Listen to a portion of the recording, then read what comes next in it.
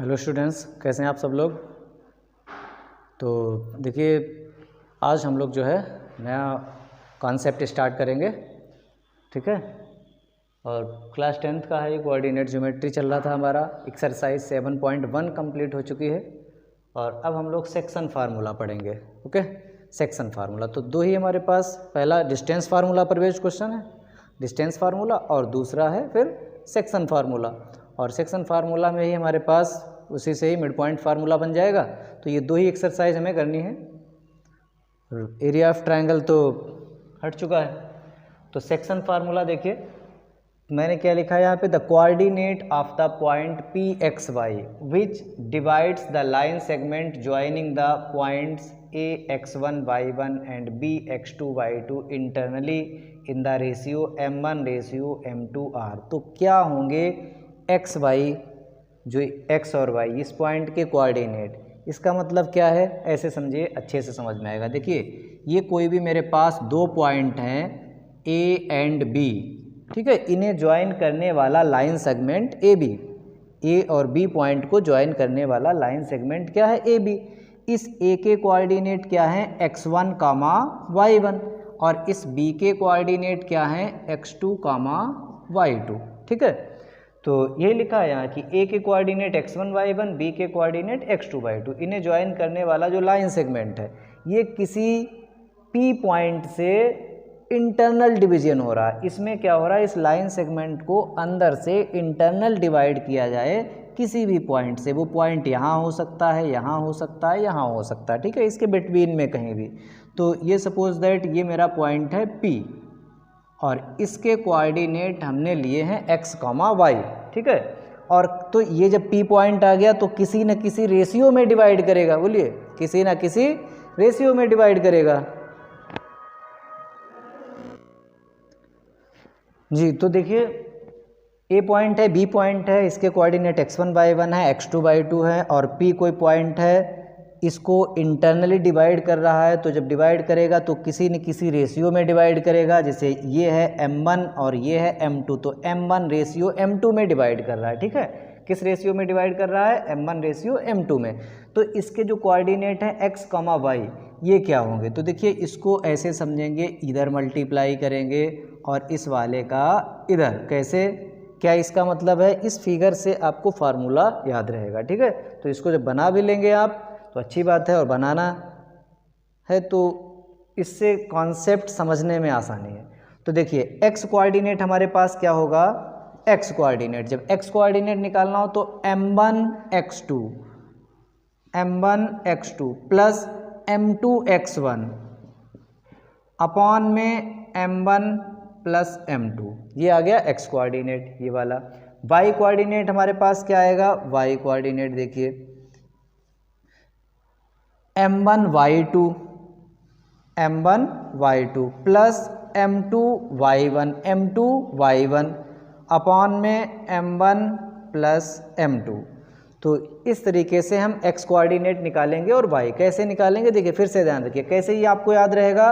x coordinate की जब बात करें तो इधर वाला जो हमारे पास रेशियो है m1, इसका मल्टीप्लाई उधर वाले से होगा और x कोऑर्डिनेट से होगा। m1 x2 प्लस इधर वाले रेशियो से इधर वाले का करेंगे मल्टीप्लाई m2 x1। जब x कोऑर्डिनेट निकालेंगे तो इनका मल्टीप्लाई x से ही करेंगे, ठीक है, रेशियो का। और जब y कोऑर्डिनेट निकालेंगे तो m1 y2 plus m2 y1 और अपान में m1 प्लस m2। तो इस तरीके से x कोऑर्डिनेट आ गया और y कोऑर्डिनेट आ गया। तो हम कह सकते हैं कि जो P पॉइंट है x y, इसके कोऑर्डिनेट क्या हो गए, यही हो गए भाई, m1 x2 plus m2 x1 अपान m1 प्लस m2, और कामा लगा करके दूसरा ये वाला m1 y2 plus m2 y1 अपान में m1 प्लस m2, ठीक है। तो ये कोऑर्डिनेट आ गए, ओके। इसी फार्मूले को हम लोग क्या बोलते हैं, section formula. This formula is known as section formula. तो याद हो जाएगा सबको सेक्शन फार्मूला।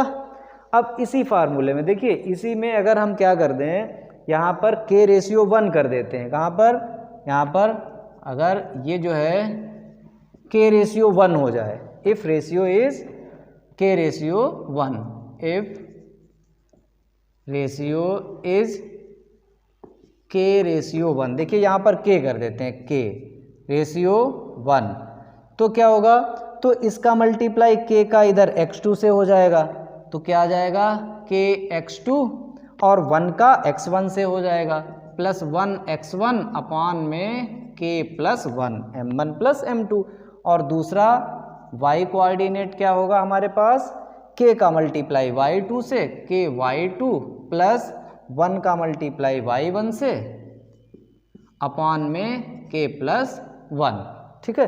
तो ये x कोऑर्डिनेट हो गया, ये y, कब, जब रेशियो k रेशियो 1 हो। k रेशियो 1 का मतलब क्या है, k रेशियो 1 देखिए हम तब यूज करेंगे जब क्वेश्चन में आपसे रेशियो पूछ दिया जाए। दो तरीके से क्वेश्चन पूछा जाएगा, पहला कैसे कि उसने कहा है कि ये पॉइंट दे दिया, ये पॉइंट दे दिया, रेशियो गिवन है, ठीक है, m1 m2 दिया है, और फिर कहा इसके कोऑर्डिनेट बताओ जो पॉइंट डिवाइड कर रहा है। दूसरा तरीका क्या है, ये भी पॉइंट दिया, ये भी पॉइंट दिया, इसके भी कोऑर्डिनेट दिए और किस रेशियो में डिवाइड कर रहा है, तो हम क्या करेंगे तब जब पूछा जाए इन विच रेशियो, ठीक है, तो फिर k रेशियो 1 आप सपोज करेंगे, तो आसान काम होगा, जो k की वैल्यू आ जाएगी वही आपका रेशियो हो जाएगा। जैसे फॉर एग्जांपल k की वैल्यू आ गई आपके पास 2/7, ठीक है, तो रेशियो हो जाएगा ये 2:7, ठीक है।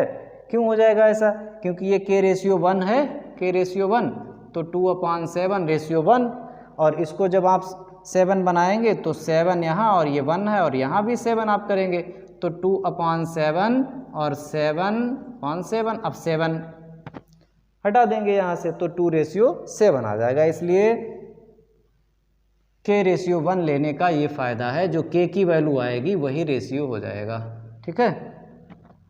अब हमारे पास अगर इसी में ये P जो है वो मिड पॉइंट आ जाता है, बिल्कुल इसके बीच में पॉइंट आ जाता है, if P is the mid point, मतलब ये पहला अगर हमने नोट दे दिया है और दूसरा हम नोट ये दे देते हैं कि इफ़ P इज़ द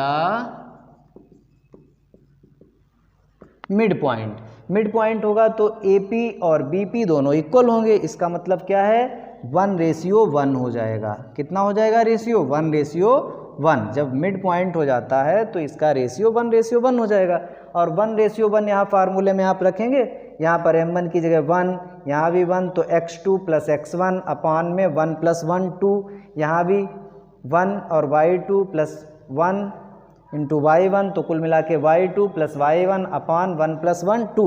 तो ये समझ में आ रहा जो मैंने बोला है। तो जब मिड पॉइंट हो तो उसके कोऑर्डिनेट क्या हो जाएंगे, अगर ये मिड पॉइंट है तो इसके कोऑर्डिनेट, ये x कोऑर्डिनेट होगा x1 प्लस x2 अपान 2, और y कोऑर्डिनेट होगा y1 प्लस y2 अपान 2, ठीक है।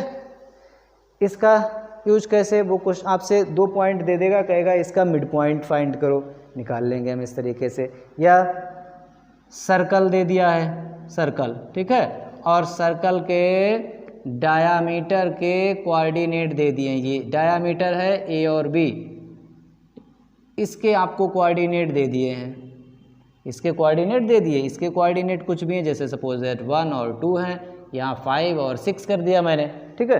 तो हमसे पूछा जाए कि इस सेंटर, सर्कल का जो सेंटर है इसके कोऑर्डिनेट बताओ, तो आप क्या करोगे भाई, सेंटर जो है वो क्या होता है, मिड पॉइंट होता है डायामीटर का, तो इसके कोऑर्डिनेट निकालने के लिए x1 प्लस x2 अपान 2, मतलब 1 + 5 अपान 2, ये x कोऑर्डिनेट हो जाएगा। y कोऑर्डिनेट क्या होगा, y1 प्लस y2 अपान 2, मतलब 2 + 6 अपान 2, तो ये जितना भी आ जाए 6 अपान 2 और ये 8 अपान 2, मतलब ये 3 आ गया और ये 4 आ गया, ठीक है, कितना 3,4। तो इस तरीके से मिड पॉइंट वाले का हमें यूज करना होगा, ओके। तो ये आपको तीनों फार्मूले समझ में आए, फिर से देख लीजिए।